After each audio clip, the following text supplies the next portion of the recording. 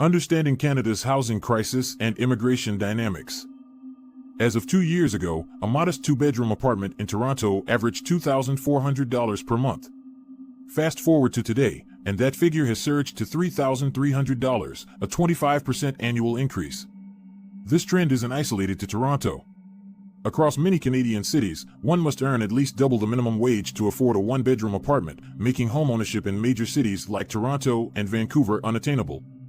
The income required to qualify for a mortgage is often double or triple the median household income, placing home buying out of reach even for the top 10% of earners. This paints a picture of a housing crisis, compounded by a cost of living challenge and an immigration dilemma, marking a stark departure from the Canada many once admired. Understanding the shift. In 2015, Justin Trudeau was elected with a hopeful message, drawing comparisons to Obama's presidency in the United States. His initial days in office were marked by positivity, reflected in his high approval ratings. However, these have since declined amidst the current crises. Historically, Canada has been a nation of immigrants, using immigration strategically to populate its vast lands.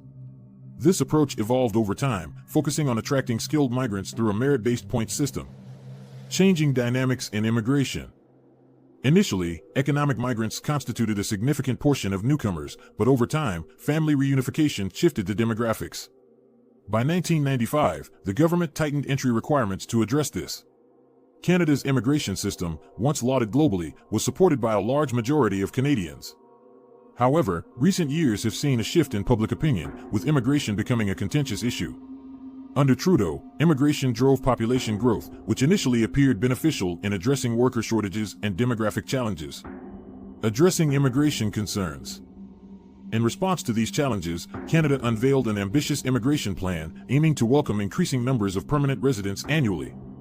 However, the execution faced hurdles, with a backlog of applications and a housing shortage already in place. Despite this, Trudeau's government viewed immigration as a solution rather than a problem, further fueling population growth.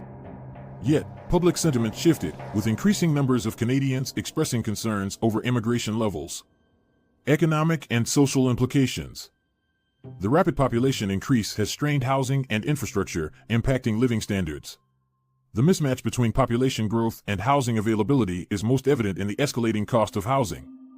Vulnerable groups, such as students, are particularly affected, as highlighted by stories of overcrowded living conditions.